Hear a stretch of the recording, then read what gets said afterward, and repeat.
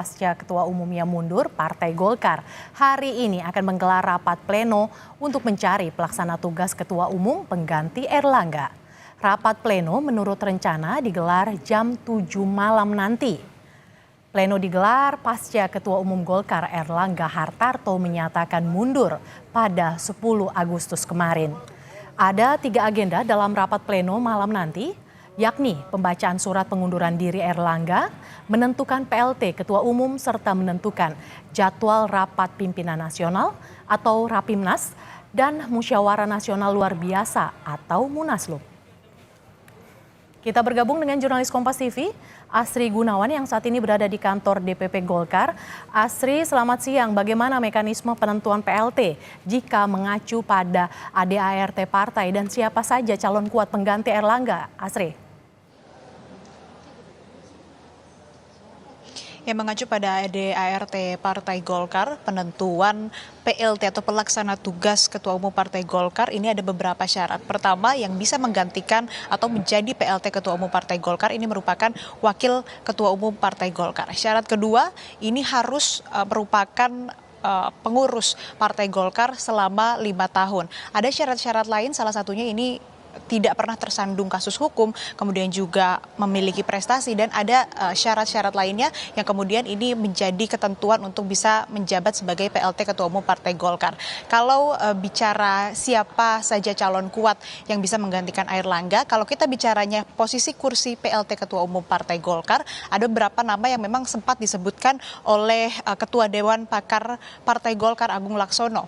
Tapi kalau kita melihat kembali kepada tadi, berdasarkan ketentuan dari ADART, ada 12 ketua umum Partai Golkar yang berpeluang menempati posisi atau menempati kursi PLT Ketua Umum Partai Golkar. Tidak ada ketentuan dalam ADART wakil ketua umum bidang mana saja atau wakil ketua umum yang mana yang harus atau wajib menggantikan posisi ketua umum dan menjadi pelaksana tugas, tapi semuanya berpeluang, dan kemudian nantinya pelaksana tugas Ketua Umum Partai Golkar ini akan ditentukan dalam rapat pleno nanti secara kolektif kolegial, atau yang mana nantinya para pemimpin yang terkait yang bertugas begitu kemudian melakukan musyawarah mufakat untuk menentukan siapa nanti yang akan ditunjuk menjadi PLT Ketua Umum. Tidak dilakukan voting begitu. Kalau kita lihat dari 12 nama wakil Ketua Umum Partai Golkar, ada beberapa nama yang tadi saya sebutkan ini sempat disebut oleh Ketua Dewan Pakar Golkar Agung Laksono yang memang ini berpotensi atau berpeluang besar dan berpeluang kuat untuk menempati kursi PLT Ketua Umum Partai Golkar.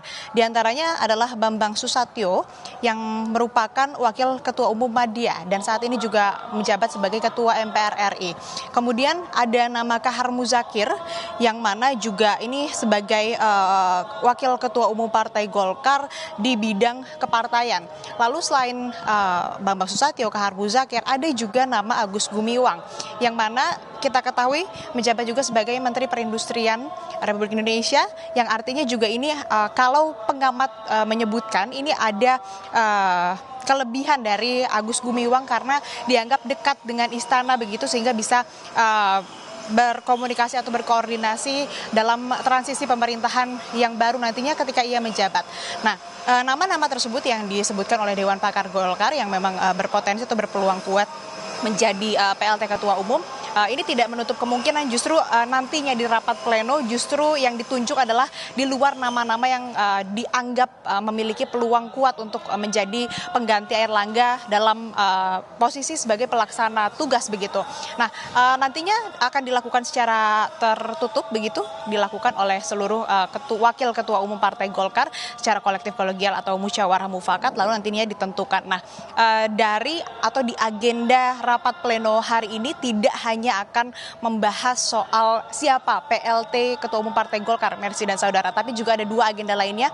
Agenda yang pertama ini akan membacakan surat pengunduran diri Ketua Umum Partai Golkar Erlangga Hartarto, sehingga nanti statusnya dapat dipastikan sudah tidak lagi menjabat sebagai ketua umum secara de jure dan juga de facto begitu. Kemudian agenda lain ini adalah penentuan jadwal Rapimnas dan juga penentuan jadwal Munaslup, di mana nantinya setelah ditentukan siapa pelaksana tugas ketua umum Partai Golkar, ia nanti akan mengemban tugas dan juga seluruh kewajiban dari ketua umum Partai Golkar untuk kemudian mengantarkan sampai ke Munaslup. Nah, nanti barulah di Munaslup ini ditentukan siapa ketua umum definitif Partai Golkar yang akan menjabat ke 5 tahun atau di periode selanjutnya. Ada nama Bahlil Lahadalia, Menteri Investasi dan Kepala BKPM, yang memang ini santer terdengar bisa menggantikan Airlangga Hartarto sebagai ketua umum definitif. Tapi kembali lagi ini memang masih, kalau saat ini prosesnya masih ke penentuan PLT ketua umum Partai Golkar, baru nantinya kalau sudah ditentukan di dalam sudah ada Munaslup, baru ditentukanlah ketua definitif Partai Golkar. Nah, Munaslup ini, Mercy dan Saudara, rencananya memang kalau dijadwalkan ini akan dan selalu dilaksanakan di akhir tahun di bulan Desember. Tapi mengingat dinamika politik yang terjadi, Mercy dan Saudara, saat ini kita lihat sudah semakin dekat dengan pendaftaran calon kepala daerah. Artinya juga ada mekanisme pencalonan pendaftaran yang harus dilakukan langsung oleh ketua umum. Artinya Partai Golkar membutuhkan ketua umum definitif. Sebetulnya bisa dilakukan oleh pelaksana tugas, namun memang kalau kondisinya darurat tidak menutup kemungkinan Munaslup Partai Golkar ini akan dilaksanakan lebih cepat, bahkan sebelum hari pencalon atau pendaftaran kepala daerah yang akan dilakukan pada 27 Agustus mendatang. Kita nantikan, Mercy dan Saudara, bagaimana jalannya rapat pleno Partai Golkar yang akan digelar pukul 7 malam nanti. Mercy. Cari pengganti Erlangga, Golkar akan gelar rapat pleno nanti malam. Terima kasih jurnalis Kompas TV Asri Gunawan yang melaporkan langsung dari kantor DPP Partai Golkar di kawasan Selipi, Jakarta.